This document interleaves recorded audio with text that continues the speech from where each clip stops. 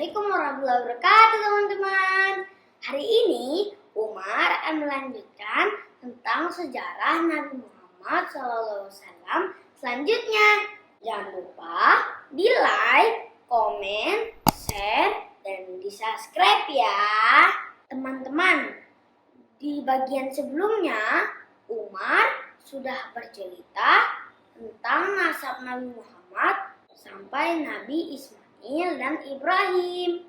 Nasabnya itu adalah Muhammad bin Abdullah bin Abdul Muttalib bin Hashim bin Abdul Manaf bin Qusay bin Kilab bin Murrah.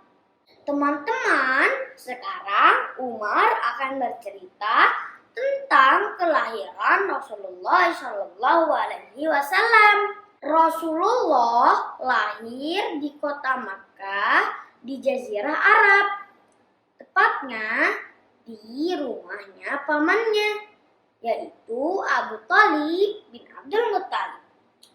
Pada saat kelahiran Rasulullah terjadi peristiwa-peristiwa yang tidak biasa terjadi. Pertama adalah keluar cahaya dari tempat kelahiran Nabi Muhammad yang menyinari istana-istana di wilayah Syam. Yang kedua, 14 balkon Isra Persia runtuh. Yang ketiga, gereja-gereja di Syam runtuh karena gempa. Nah, Rasulullah lahir hari Senin tanggal 12 Rabiul Awal tahun Gajah yang bertepatan dengan 20 April 571 Masehi. Nabi Muhammad diberi nama Muhammad oleh kakeknya, yaitu Abdul Muttalib. Muhammad berarti yang terpuji. Rasulullah SAW memiliki dua ibu susu. Yang pertama adalah Suwaibah, yang kedua adalah Halimah As-Sa'diyah. Halimah As-Sa'diyah adalah seorang dari Bani Sa'ad. Waktu itu Rasulullah disusui oleh Halimah As-Sa'diyah di perkampungan Bani Sa'ad.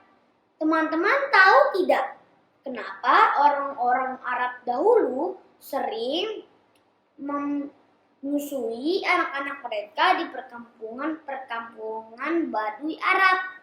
Karena udara di sana lebih bersih, maka bayinya akan menjadi lebih sehat, dan juga bahasa di sana masih murni, Arab murni, agar lidah orang-orang Arab itu menjadi lebih fasih.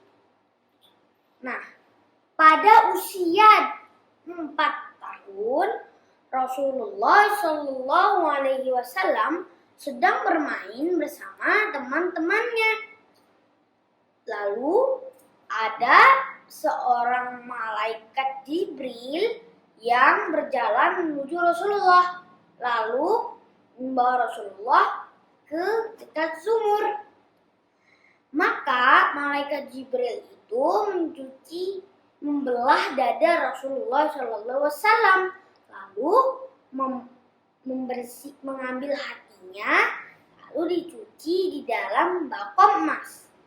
Setelah dicuci, maka malaikat Jibril menaruh seperti sedia kala.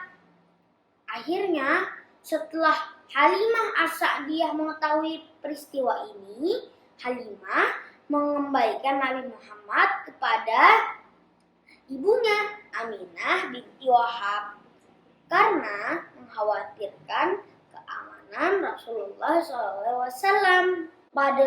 Pada usia 6 tahun, Rasulullah ikut bersama ibunya untuk berziarah ke makam ayahnya yang berada di Yastrib.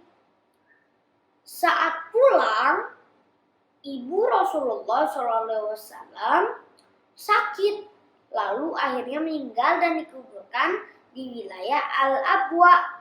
Abwa terletak di antara kota Makkah dan Madinah. Maka Rasulullah pun pulang bersama pelayan ayah dan ibunya yang bernama Ummul Aiman. Setelah pulang, Rasulullah dirawat oleh kakeknya yang bernama Abdul Muttalib. 2 tahun kemudian, Abdul Muttalib pun meninggal dunia. Akhirnya Rasulullah pun dirawat oleh pamannya Abu Talib. Pada usia 12 tahun, Rasulullah mulai belajar berdagang. Akhirnya Rasulullah meminta Abu Talib untuk ikut berdagang. Maka Rasulullah pun ikut dalam berdagang. Pada saat di perjalanan ke Syam, rombongan Rasulullah menemukan sebuah gereja. Yang di dalam gereja itu ada seorang pendeta bernama Bukhaira atau Bahira. Nah, pendeta Bahira ini tertarik dengan rombongannya Rasulullah Shallallahu Alaihi Wasallam karena ada awan yang menaungi rombongan Rasulullah Shallallahu Alaihi Wasallam. Akhirnya pendeta Bukhaira menjamu rombongan Rasulullah, tetapi Rasulullah ditinggal untuk menjaga barang bawaan mereka. Nah, pada saat pendeta Bukhaira melihat-lihat mereka, dia tidak melihat tanda-tanda kenabian pada tubuh mereka. Akhirnya, dia pun bertanya kepada kaum Quraisy, "Apakah kalian masih meninggalkan satu orang?" Mereka berkata, "Ya, ada. Dia sedang menjaga barang-barang dagangan kami." Akhirnya, pendeta Bukhaira pun keluar untuk menemui Nabi Muhammad SAW. Akhirnya, pendeta Bukhaira pun melihat tanda-tanda kenabian di tubuh Rasulullah SAW. Salah satunya adalah khotam atau seperti stempel yang ada di bawah bahu Rasulullah SAW. Maka pendeta Bukhaira pun menyarankan kepada Abu Talib untuk membawa Rasulullah SAW pulang agar tidak diganggu oleh musuh, yaitu orang Romawi dan Yahudi. Pada usia 15 tahun, Rasulullah SAW mengikuti perang Fijar. Nah, pada perang itu Rasulullah membantu paman-pamannya untuk mengambil anak panah untuk dilempar kembali ke musuh. Akhirnya terjadilah perdamaian antara kaum Quraisy dengan Bani Qais Ailan. Perjanjian itu diberi nama Hilful Fuzul. Rasulullah Shallallahu Alaihi Wasallam pernah bersabda bahwa perjanjian itu ada pada zaman sekarang. Rasulullah tetap akan mengikutinya. Nah, pada usia 25 tahun Rasulullah berdagang dan membawa barang dagangan milik Khadijah. Dia ditemani oleh salah satu pelayan laki-laki Khadijah yang bernama Maisarah. Ketika berdagang, Rasulullah bersikap jujur dan bersikap baik. Maka sikap-sikap baik Rasulullah SAW ini dilaporkan oleh Maisarah kepada Khadijah. Khadijah pun merasa kagum atas akhlak Rasulullah SAW. Singkat cerita, Rasulullah pun menikah dengan Khadijah. Segitu dulu ya ceritanya teman-teman.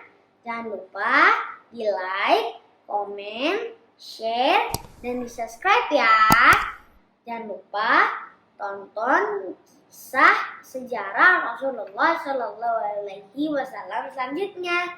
Wassalamualaikum warahmatullahi wabarakatuh.